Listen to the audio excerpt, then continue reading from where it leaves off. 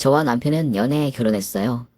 남편은 43살, 저는 39살에 결혼했으니 많이 늦었지만 결혼 생각 없던 비혼주의자이던 제가 결혼을 한 건 남편의 열렬한 구애 때문이었어요. 우리는 산행서클에서 만났습니다. SNS 동호회에서 만난 건데 둘 다 산행을 좋아하고 낚시도 좋아하기 때문에 취미생활을 같이 하다가 결혼까지 하게 된 겁니다. 둘 다 나이가 있는 만큼 이왕 결혼 결정한 거 하루빨리 아기를 낳자. 이렇게 둘 다 생각이 같았기 때문에 결혼 전 제일 중요한 체크이기도 한 산부인과 검진과 비뇨기과 검진을 나란히 하는 것으로 서로에 대한 애정을 확인시켜주면서 서로에 대한 깊은 사랑을 확신하기도 했죠. 그리고 검진 결과 이상 없음이라는 답을 듣고도 결혼 2년이 지나도 아이가 생기지 않는 것 빼고는 우리는 남들이 다 부러워할 만한 부부입니다. 남편이 늘 넘치게 표현해주거든요. 오죽하면 우리 친정엄마가 네 남편 하는 거 보면 눈꼴 시리다 할 정도였으니까요. 물론 바라보시기 흐뭇하셔서 하신 말씀이지만 그 중에 30%는 진심도 있으셨을 겁니다. 가끔 동창 모임에 나가서 놀다가도 신랑이 기다릴 생각하면 마음이 바빠져 제일 먼저 자리에서 일어나곤 했으니 친구들이 막 뭐라고 하기도 했어요. 여기에 누구 남편 없는 사람 없냐고요. 남편 회사는 젊은 사람들이 모여 투자해서 만든 젊은 벤처기업이었어요. 대표님부터 직원들 모두 20, 30, 40대다 보니 신혼이거나 애인 있는 사람들이 90%였고 무엇보다 회사 대표가 늦가기 신혼이라 웬만하면 출장 갈 일을 만들지 않는다가 회사 철칙이었습니다. KTX 타고 당일치기를 하는 게 남편 회사의 특징이었어요. 그런 남편 회사와는 달리 우리 회사는 빡세기로 유명합니다. 허구한 날 야근에 출장에 가정 있는 유부녀는 웬만하면 못 버티는 회사예요. 그런데 저는 너끈하게 버티면서 다녔습니다. 게다가 남편은 늘 열렬하게 표현하는 스타일이고 저는 늘 덤덤한 스타일인데 회사까지 안 받쳐주니 저는 집보다는 회사가 중요한 사람처럼 시댁에 비춰지곤 했어요. 시댁에서는 제가 늘 못마땅한 게 여자가 좀 여자다운 맛이 없고 또한 어떻게 내 자식은 너한테 그렇게 열렬한데 너는 늘 그게 그거냐. 나 그거 엄청 기분 나빠. 도대체 언니가 뭐가 좋다고 그러지. 난 언니 예쁜 거 전혀 모르겠던데. 그리고 언니 그만 좀 튕겨요. 이랬으니까요. 그뿐 아니라 우리 시댁의 문제는 막내 신우입니다. 남편의 형제는 큰 신우, 해외에 나가 계신 시아주버님 두 분 부부, 그리고 남편, 그리고 막내 신우입니다. 5이에요. 막내 신우는 남편하고 15 차인데 늦둥이로 태어나 그런가 식구의 모든 귀여움을 독차지하고 커서 누구나가 막내 신우를 예뻐합니다. 그래서 그런가 세상 사람들 모두 다가 자기를 예뻐하고 좋아해야 한다는 강박관념이 있는 사람이 우리 막내 신우입니다. 그런데 제가 막내 신우를 덤덤하게 대하니까 그게 못 견디겠는가 보더라고요. 오해하고 있는 게 저는 동생이 없어서 막내 신우가 너무 귀엽거든요. 그래도 표현을 안 하니까 신우가 그걸 모르는 거예요. 또 사람의 마음이란 게 처음에만 귀엽지 자꾸 치대고 귀찮은 거거든요. 또 제가 집에서 만판 놀고 있는 사람도 아니고 하루 24시간이 빠듯하게 돌아가는 사람인데 막내 신우만 상대하고 있을 수는 없잖아요. 막내 신우는 대학 졸업하고 취직 좀 하지 취직할 생각은 전혀 안 하고 집에서 판판이 노는데 시어머니가 버릇을 다 망쳐놓는 것 같아요. 아유 우리 희진의 몸이 약해서 아침마다 출근해서 종일 일하는 거 나 그건 못 본다.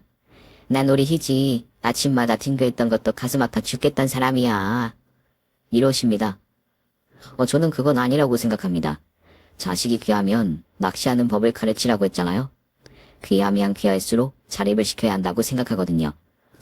시어머님이 100년을 아가씨 옆에서 살아주실 것도 아니시면서 늦둥이라 더군다나 더 오래 옆에 못 있어주시는데 빨리 자립을 시켜야죠.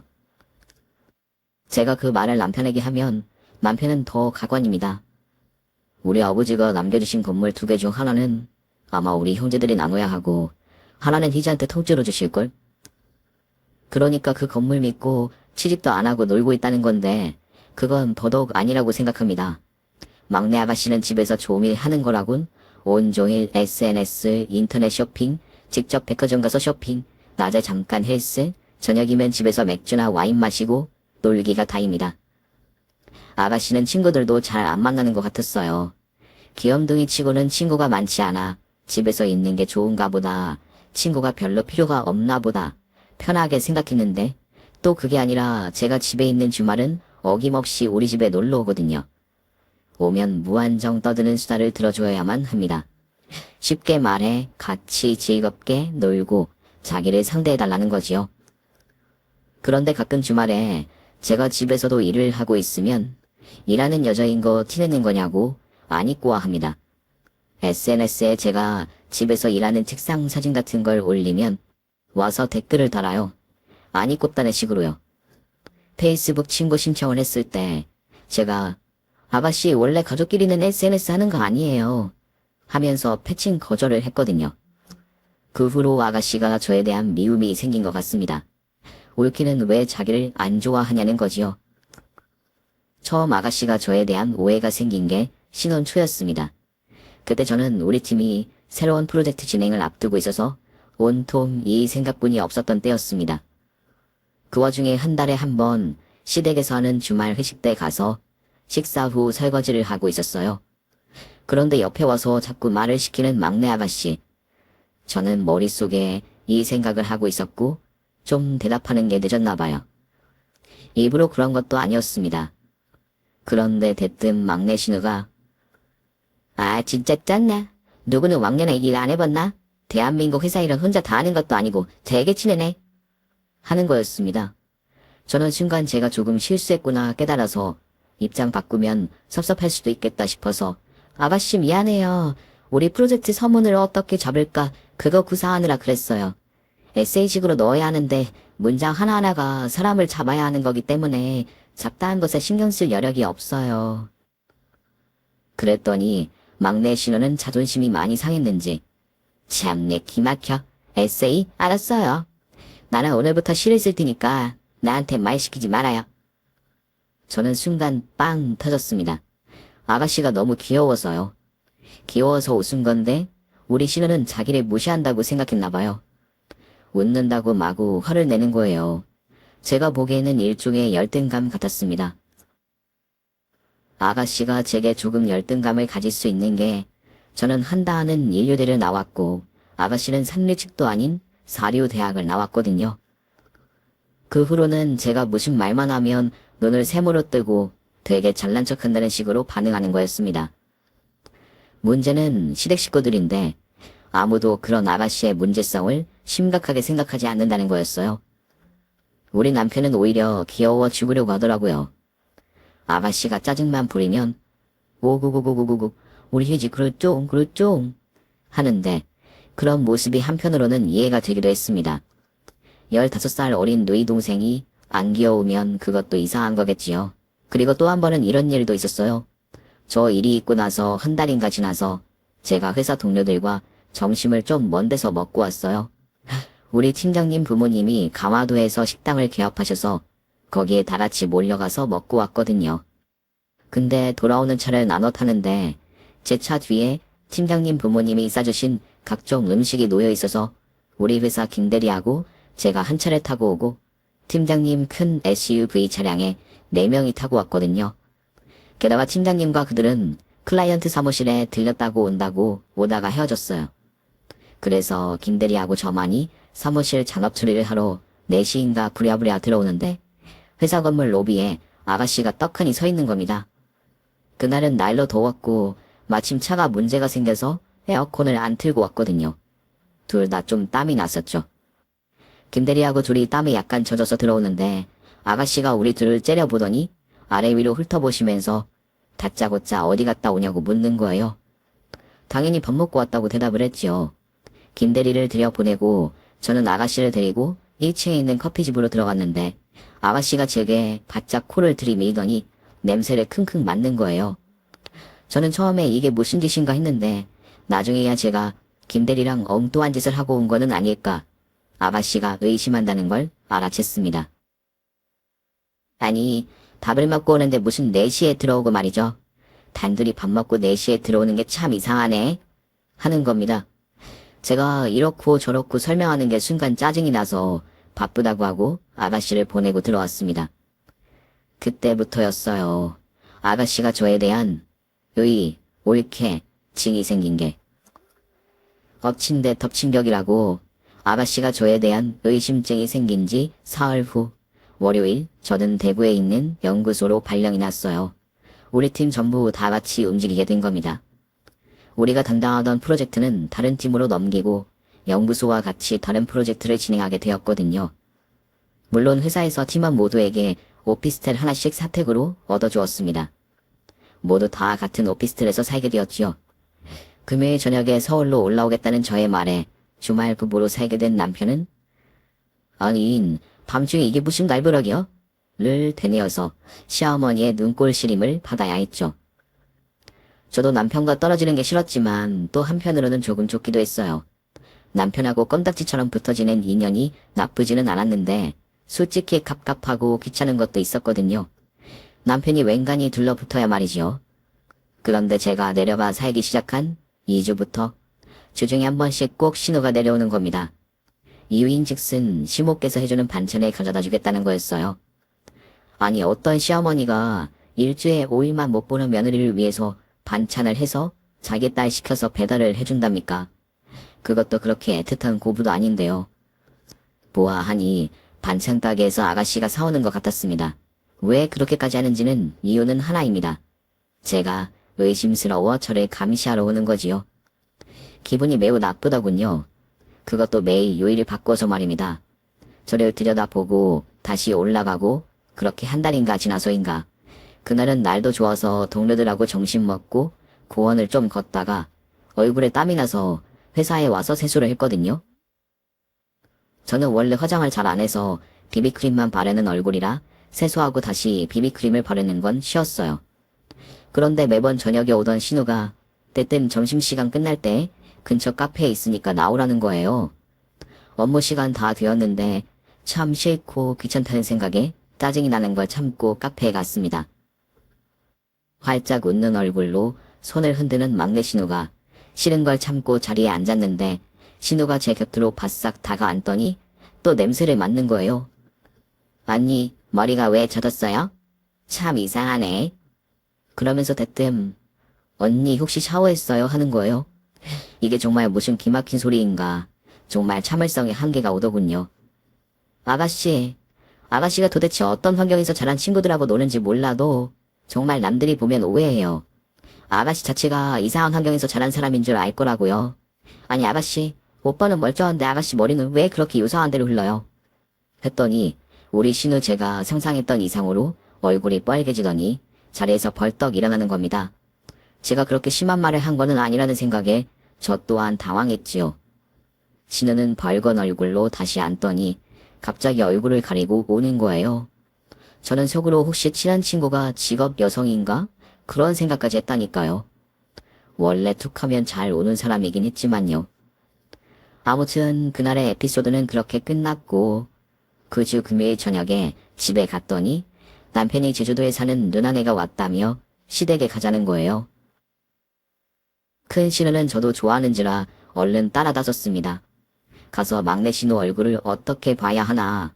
그건 조금 껄끄러웠지만요. 이 철없는 막내 신우.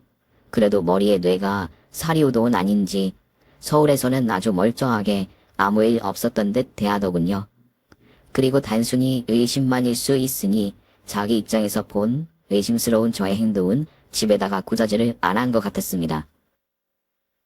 큰 신우는 이미 결혼을 한 지 오래돼서 그런가 저의 입장을 누구보다도 잘 이해해주는 사람이었어요. 처음 상견례 자리에서 서로 처음 보았을 때가 기억납니다. 그때 어른들은 어른들끼리 대화 나누시고 우리들은 우리들끼리 식사 후에 화채를 먹으며 담소를 나누는데 큰 신우께서 살면서 가장 힘든 사람은 아마도 막내일 거야. 애가 조금 예민하고 까다로울 수 있으니 그저 내 동생이다 생각하고 살면 그렇게 힘들기만 하지는 않을 거야. 라고 하는 거예요. 저도 막내 신우를 여러 번 접했던지라 어떤 성향의 사람일까에 대한 짐작은 어느 정도 했지만 살면서 막내 신우 때문에 가장 힘들 일은 없을 거라 스스로 장담했습니다. 시댁하고 되도록 멀리서 지내리라 라고요. 어쨌든 신우는 큰딸이라 워낙에 속도 깊고 차분한 사람이기도 하고 어떻게 한 뱃속에서 나와도 자매가 저렇게도 틀릴까 싶게 고품격인 사람이라서 제가 많이 따릅니다. 너무 멀리 살아 아쉬워서 그렇지요. 그런데 반갑게도 이번에 서울로 이사 오게 되었다는 거예요. 신우 남편이 이번에 서울에서 사업을 시작하게 되었는데 가족 모두 다 서울로 옮기는 거지요. 그런데 놀랍게도 신우의 남편분이 우리 회사에 자기들 프로그램을 납품을 하려고 다이렉트 오더를 따려고 준비하고 있다는 겁니다.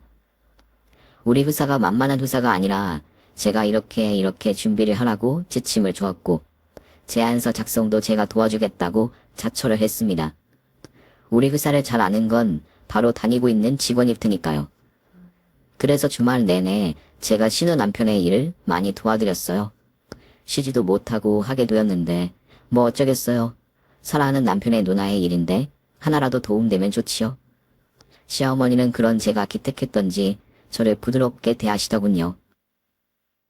그래, 동기간 좋다는 게 뭐냐. 내가 처음에 그랬다. 너희 회사에 납품을 따러 들어온다길래 걱정 붙들어 매라고. 그날 저녁 식사 분위기는 참으로 부드러웠습니다. 제가 도움을 준 대로 신우 남편의 납품권은 이루어졌습니다. 신우는 그때부터 저를 대하는 태도가 더욱 다정해졌습니다.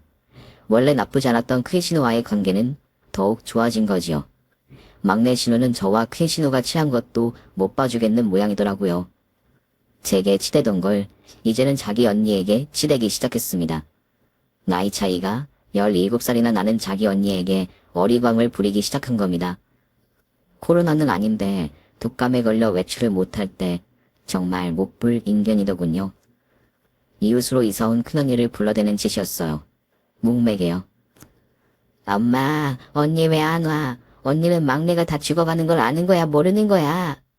아이고, 불새 왔네, 새끼. 그래, 곧 온다. 와, 온다고. 엄마, 오빠는 언제 온대? 오빠는 막내가 다 죽어가는 걸 아는 거야, 모르는 거야? 엄마, 나 곧 죽을 것 같다. 아이고, 불새 왔네, 새끼. 오빠가 퇴근하는 대로 온다고 했으니까 조금만 기다려. 엄마, 큰언니 떠났나 안 떠났나 전화 좀 다시 해봐. 그렇게 묵맥에 쳤던 큰언니가 도착하자 자기 앞에서 한시도 못 떠나게 하는 겁니다. 아니, 내가 얼마 안 있어 죽을 것 같으니까 솔직히 말해봐. 언니는 내가 좋아, 올케가 더 좋아? 네가 할아버지 할머니도 아니고 감기로 죽을 나이는 아니니까 엄살 애지간히 피워. 언니, 나 힘이 하나도 없어서 곧 죽을 것 같아. 힘이 없어서 기침도 못하는 거 봐. 그래, 큰일 났네. 힘이 없어서.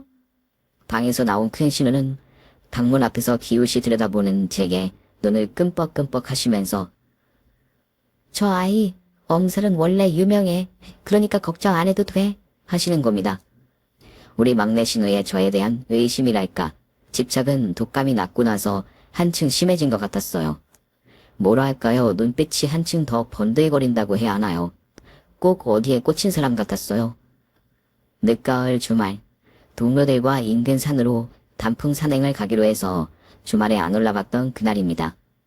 마침 남편도 친구들과 낚시를 가기로 한 주여서 저는 미안한 마음 없이 산행을 즐겼습니다. 그날 저녁, 늦게 팀원들과 하산 후 막걸리를 한두 잔 마시다가 저는 피곤해서 먼저 들어가겠다고 했고 동료들은 오피스텔 인근 술집에서 2차를 하려는 모양이었거든요. 김대리도 몸이 안 좋은지 자기도 들어가겠다고 했고요. 둘 다 피곤에 쩔고 다리도 풀려서 터덜터덜 걸어오는데 오피스텔 단지 안에 서 있는 신우를 부딪힌 거예요. 신우는 마침 오피스텔 창문을 올려다보다가 뒤돌아서고 저는 고개 숙이고 터덜터덜 걷다가 고개 든 순간 둘이 정면으로 부딪힌 거지요. 정말 소름이 끼치더군요. 하도 어이가 없으니 저는 차라리 농담을 하고 말았습니다. 아가씨가 왜 여기서 나와요? 막내 신우는 근처에 볼 일이 있었다고 말도 안 되는 뻥을 치다가 말고 제 뒤에 서 있는 김대리를 보더니 대뜸 내가 이상하게 생각 안 하려고 해도 왜 꼭 두 사람이 같이 있는 것만 내 눈에 띄지? 하는 거예요. 그러더니 제 앞으로 성큼 다가오더니 술 냄새 나는 제 입에다가 코를 들이미는 거예요. 대박이네 대박. 술 냄새, 땀 냄새. 둘이 뭔 짓을 하고 왔는지 내가 알게 뭐야. 아가씨가 내 동생이었으면 여기서 한 대 맞았어. 하고 으르렁거렸습니다. 막걸리도 한두 잔 했겠다. 도저히 화를 억누를 수가 있어야지요. 김대리도 어처구니가 없는지 먼저 올라가더군요. 아니, 내가 의심을 안 하려고 해도 왜 꼭 둘이 같이 있는 걸 들키냐고요. 아가씨 친구들 잘 사귀라고요. 지난번에도 말했지만 똑바른 친구들 사귀면 이런 이상한 의심 같은 거 안 하게 된다고. 혹시 아가씨가 나쁜 짓 하고 다니는 거 아니야? 했더니 막내 신우 또다시 얼굴이 벌개지면서 눈물을 글썽이는 거예요. 아니 왜 친구 이야기만 하면 저러실까 이상했지만 저는 아가씨를 챙길 기분이 아니었고 혼자 오피스텔로 올라오고 말았습니다. 서울로 가든지 자고 하려면 올라오든지 하겠지요. 그런데 우리 아가씨는 정말 여러 면을 가진 게 자기가 잘못했다는 판단이 들면 철저하게 사과를 합니다. 예부터 비는 데는 장사가 없다는 말이 있지요. 아가씨가 그렇게 얼굴 뻘개지며 울다가 말고 저희 집 배를 부르는 거예요. 문을 열어주었습니다. 아가씨는 갑자기 거실에서 쇼파로 엎어지면 마구 우는 거예요. 언니, 미안해요. 잘못했어요. 언니가 올라가고 나서 한참을 생각했어요. 이 상황에 대해서요. 생각한 끝에 내가 잘못이란 걸 알았어요. 미안해요.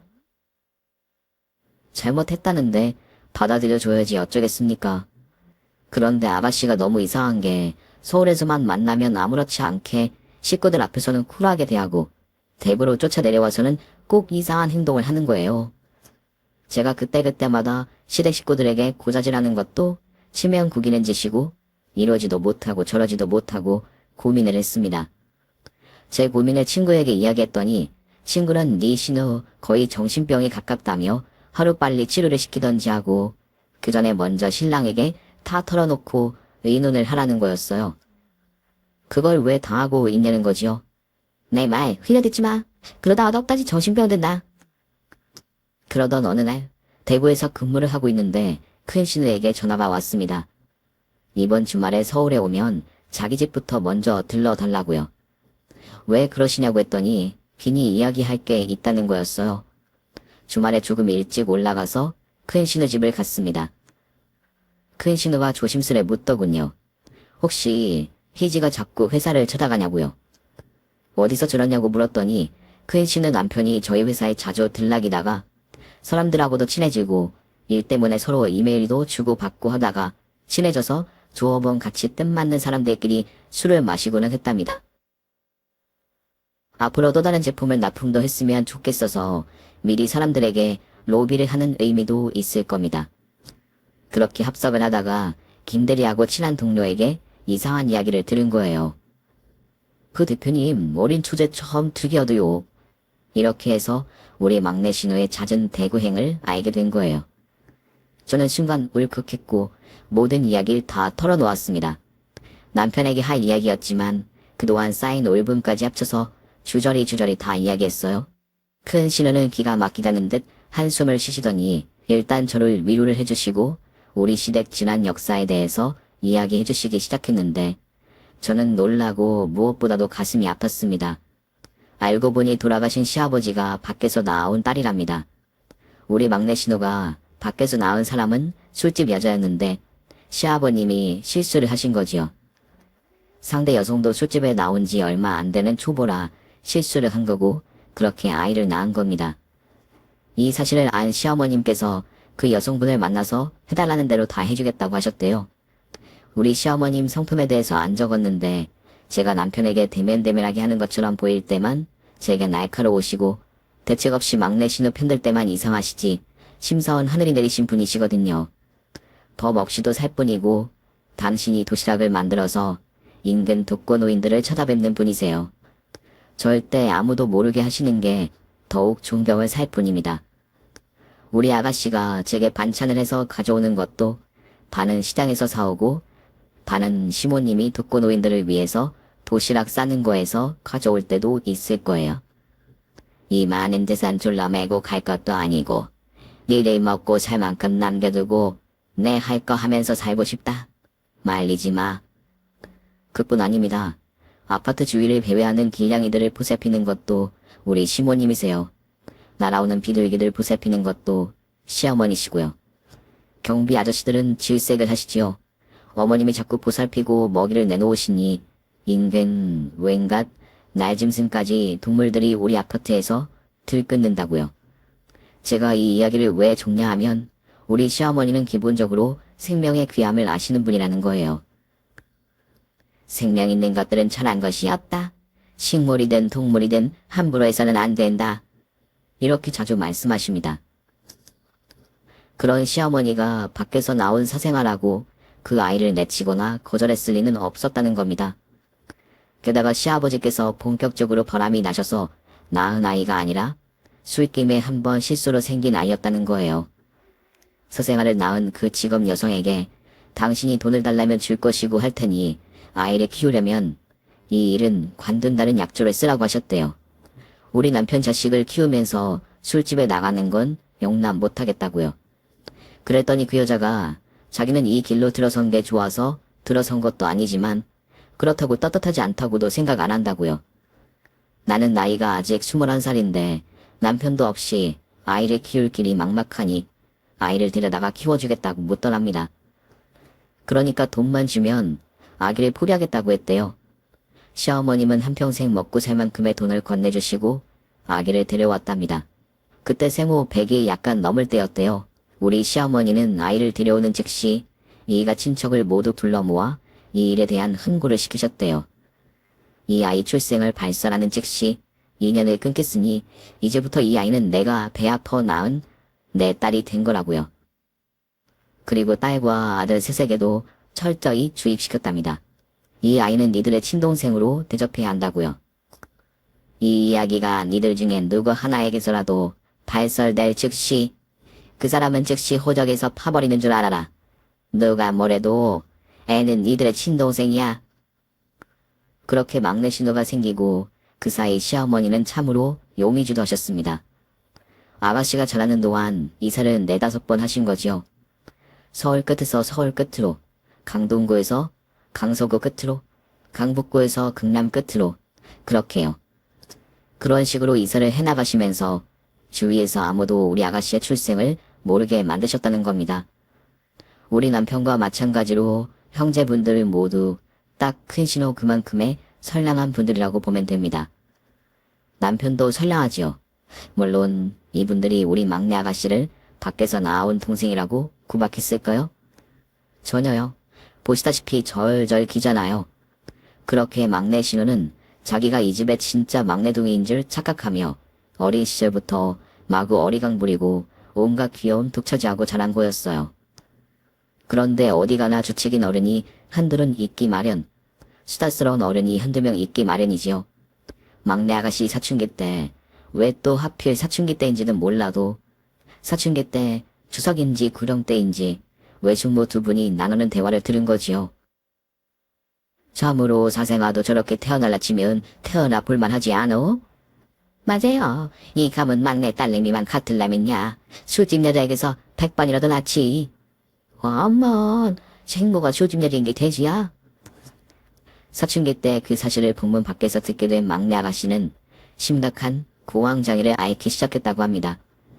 뿐만 아니라 누가 나를 사랑해주지 않을까봐 겁이 나는 사회적 불안증과 공포증까지 합쳐서 한동안은 학교도 못 가고 등교날보다 집에서 쉰 날이 더 많았다고 하고 건강장애 학생으로 등록해 원격 수업으로 채우는 날들이 이어졌다고 합니다. 공포, 불안, 회피는 사회적, 직업적 또는 다른 중요한 기능 영역에서 눈에 보이게 고통을 초래할 수 있어 우리 아가씨는 사회생활을 아예 포기하게 된 지금까지 오게 된 거래요. 우리 시댁 식구들은 모두 다가 막내 아가씨를 잃게 될까봐 노심초사 그저 손안에 든 곤달걀 대하듯 우쭈쭈 하시기 시작했고 불만 날아갈까 애지중지 더 심해지시게 된 거지요. 우리 천사 같은 시어머님은 막내 아가씨를 거의 품 안에 든 새같이 귀하게 여기시면서 사신 겁니다. 잠든 막내 신우 곁에 앉으신 시어머니의 늘상 같은 말씀. 아이고 불쌍한 내 새끼. 정말 저희 시어머니 같은 분이 세상에 또 존재하기는 할까요? 그래서 제가 아가씨에게 이상한 친구 사귀지 말라는 말에 그렇게 발작적으로 반응을 한 거겠지요. 자기 생모 출신 때문에요. 그리고 아버지와 자기 생모가 저지른 그 일 때문에 그 사건이 뇌리에 박혀서 자꾸 저를 의심하고 한 거겠습니다. 가여운 시누이가 애틋해져서 저는 마음이 너무 아팠습니다. 큰 신우와 막내 신우의 차이가 그런 게 원인이었다니 더 가슴이 아프더군요. 막내 신우가 미장원에 간 날, 막내 신우를 뺀 우리 식구들은 모두 우리 집에 모였습니다. 막내 아가씨의 현재 상황을 알려드려야 할 것 같아서요. 식구들 모두 많이 놀랐고 특히 시어머니는 가슴을 움켜쥐고 우셨어요. 아이고야, 막둥이가 그런 식으로 가슴앓이를 하고 있는 줄도 모르고 나는 그게 다 커서 다 나은 줄로만 알고 있었지 뭐냐. 불쌍한 내 새끼. 어머니, 지금은 우선 빨리 해결책을 내놓아야 하지 싶어요. 내 자신에게 어떤 상황이 다가온다고 생각되는 경우에 생기는 불안을 아가씨가 겪고 계신 것 같은데 저 또한 이런 경우를 자주 겪기는 합니다. 주로 버스를 탈 때 얘기 불안이 생기는 거죠. 그러나 다 강도의 차이입니다. 아까 말한 초등학교 동창은 지금은 많이 나아져서 생활해요. 식구들은 설왕설래 의견이 많았지만 병원 치료보다는 모두 다가 한마음으로 아가씨를 사랑해주는 수밖에는 없다고 결론을 내렸어요. 말도 마라. 너는 모르고 하는 소리야. 그놈의 구멍장애 병원 치료 안 해봤겠냐? 그런데 그건 누가 날 버릴까 하는 그 무서운 병은 못 고쳐야. 누가 날 버릴까 불안해서 애가 공황장애까지 갔거든. 다른 거 없어. 그냥 예쁘다 예쁘다 해줄 수밖에 없어. 그래도 남편의 의견은 틀렸습니다. 그때 그나마 약물 치료도 병행했으니까 지금 이 정도까지 온 거라고 중단했던 치료를 다시 하자고 하더군요. 고등학교 때는 아가씨가 막 온몸이 경직되기도 하고 어떨 때 보면 무슨 귀신이 쓰인 것처럼 어깨도 쪼그라들기까지 하더래요. 호흡까지 불규칙하던 걸 이토록 멀쩡해 보이게 만든 것 대학병원 모 교수님 덕분이라고 다시 치료를 시작하자는 겁니다. 우선은 방향성을 잡지는 못하고 온 식구들이 설왕설래로 대화는 끝났습니다. 저는 어느 정도 남편의 의견과 어머님의 의견 모두 존중했습니다. 적절히 섞어서 하되 저는 우리 신우에게 넘치는 사랑을 주기로 결심했어요. 남편의 여동생이면 제 여동생이기도 합니다. 저는 여동생이 없으니 제 진짜 동생같이 대하기로 앞으로 어떤 땡깡을 부려도 다 받아주기로 결심했어요. 그 와중에도 아가씨의 대고 침투 작전은 여전했습니다. 저는 일부러 아가씨 올 만한 요일들에 미리 대기하고 있었고 오면 다정하게 반겼어요. 제가 여태와 달리 자기를 반기기 시작하자 막내 신우는 그동안에 서울 집에다가 항구했던 작전을 바꾸고 모든 걸 사사건건 시어머니께 일러 바치기 시작했습니다. 왜냐하면 진짜로 수상하다는 겁니다. 자기에게 그렇게 친절하게 하는 사람이 아닌데 왜 갑자기 이상해지냐는 거지요. 진짜로 바람을 피우니까 그걸 속이기 위해서 신우한테 친절한 걸로 봐야 한다고 강력히 주장하는 거예요. 저와 식구들이 아무리 아가씨를 사랑하자고 약속을 했어도 때로는 믿더군요. 정말 집요한 면도 있어서 화가 날 때도 있습니다. 어느 날 남편하고 둘이 맥주를 한잔하면서 막내 아가씨 이야기가 나왔는데 남편이 그러더라고요. 막내 신우를 친피쭈처럼 대했는데 아니 그것보다 더한 사랑을 주었는데도 그 사랑의 갈증은 채워줄 수가 없는가 보더라고요. 물론 자기만 아는 그 슬픔은 어떤 누구도 채워줄 수가 없는 거겠지만 막내 아가씨가 외숙모 두 분이 하는 이야기 우연히 듣고 난 후였을 겁니다. 남편이 그때는 회사 초년 시절이라 늦게 퇴근하는 날들이었고 회식도 잦았고 그날도 저녁 10시 넘어서 퇴근했는데 아가씨가 들어와서 그러더랍니다. 오빠 술 마셨어? 마셨다고 했더니 여자 있는 집에서 놀다 온 거야? 하더래요. 하도 맹랑한 질문이라서 머리를 한 대 쥐어박고 가서 자라고 했더니 오빠 술집 여자랑은 그러는 거 아니야. 알았지? 그러면서 갑자기 방바닥에 주저앉아서 울더랍니다. 그때서야 애가 뭔가를 알고 있구나 싶어서 가슴이 찢어졌답니다.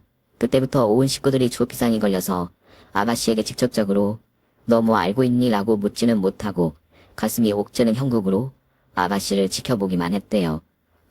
그러면서 점점 정신적인 문제가 커갈수록 모두가 합심해서 막내 아가씨를 더더욱 사랑해 주었대요.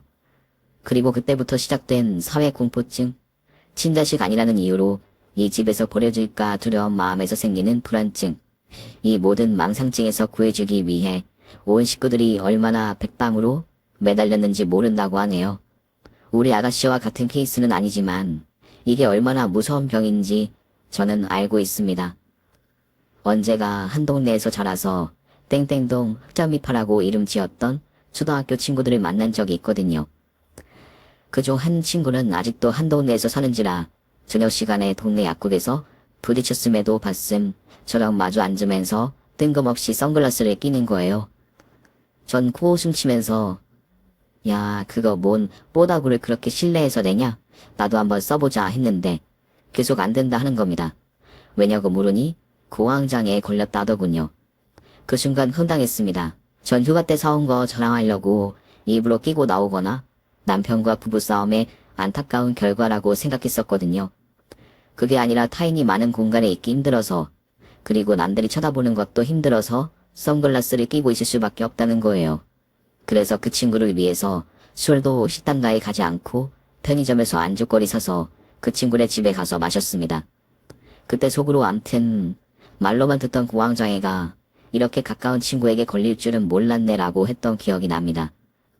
막내 아가씨가 집에서 SNS만 하는 게 다른 원인이 아니었던 거지요. 사람 많은 곳에 가기 싫다고 하니까 그렇게 된 겁니다. 그러나 막내 아가씨가 그렇게 마냥 우울하기만 한 사람이 아니라 식구들에게 변함없이 사랑받는다는 확신만 있으면 너무나 귀엽고 사랑스러운 고양이 같은 존재였기도 해서 미워할 수가 없었답니다. 다만 해결책을 찾을 수가 없었을 뿐인 거죠. 아가씨는 여전히 주중에 한 번은 저 있는 대구에 내려왔고 저는 아가씨를 달래기도 하고 구슬리기도 하면서 그렇게 나날을 보내고 있었습니다. 그날은 아마 수요일이었을 거예요. 거의 낮에 내려왔다가 잠시 확인하고 다시 서울로 가던 아가씨가 그날은 퇴근할 무렵에 나타났더라고요. 늦게 내려온 이유인즉슨 장애미 생겨서 늦게 출발했다는 겁니다. 기차표도 못 사고 차 가지고 운전해서 내려왔다는데 하도 기가 막혀서 대굴대굴 굴렀습니다. 아니 장염까지 걸려서도 꼭 그렇게까지 내려와야 할 이유가 뭐냐고 물었더니 알면서 뭘 묻냐는 거예요. 이거를 죽일 수도 없고 살릴 수도 없고 데리고 가서 아가씨가 좋아하는 스시를 사주었습니다. 스시를 먹는데 눈이 펑펑 그의 첫눈이 내린 거예요. 정말 펑펑 무지막지하게 내리더군요. 운전하고 가다가는 사고가 날 것 같은 눈발이었습니다. 저는 아가씨 보고 자고 내일 아침에 가라고 했습니다. 어차피 아가씨 백수인데 뭐 상관없잖아 했더니 잠자코 따라오더군요. 아가씨까지 샤워를 한 후 저는 오랜만에 욕실 청소를 했습니다. 그런데 세면대 바로 위칸 거치대에 아가씨 렌즈통이 있는 거를 깜빡하고 세제를 묻혀 세면대를 닦았습니다. 세제를 희석해서 푼 물로 거품을 묻혀 세면대를 닦고 욕실 벽을 닦고 바닥을 닦고 저는 개운한 마음으로 잠들었습니다. 아가씨는 벌써 골아 떨어졌고요. 그 다음날 새벽 저는 괴성에 정말 피가 거꾸로 솟는 것 같은 기분에 잠이 깼습니다. 잠결에 이 집에서 괴성이 날 리는 없다 그런 생각에 왜냐하면 혼자 사는 집이니까요. 다시 잠들려는데 다시 욕실에서 들리는 괴성.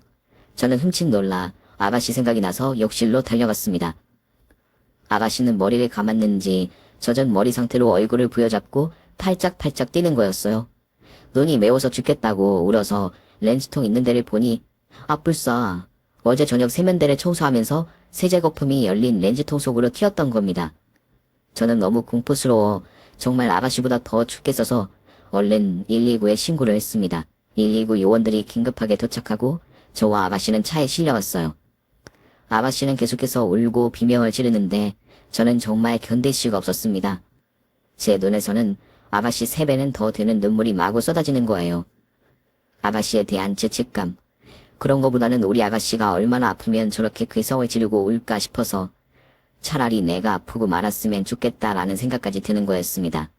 아니, 헤헤, 나 죽어요. 나 죽겠어요. 아, 너무 아파, 너무 아파. 그러면서 우는데 저는 다른 어떤 것도 해줄 수 없는 제 자신이 너무 미워서 아가씨를 붙잡고 말했어요. 아가씨, 나는 원체 건강하고 강인한 사람이고 아가씨는 여리여리해서 아가씨는 두 눈이 다 있어야 하는 사람이니 아가씨 눈에 이상 생기면 내가 내 눈 하나를 이식시켜 줄 테니까 걱정하지 말아요. 그리고 저는 마구 소리내어 울었습니다. 그때 우리 아가씨가 저를 바라보는 표정을 보여드리고 싶네요. 그 행복한 표정을요.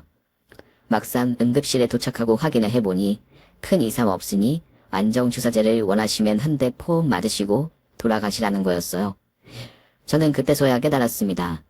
우리 크이시노 말을요. 원체 엄살이 심한 사람이라는 그의 말을요. 그러니까 그 울음은 엄살이 반이었던 겁니다. 아가씨, 저 놀라서 정말 죽는 줄 알았어요. 아니 그렇게까지 아프지도 않으면서 사람을 놀래키는 법이 어딨어요.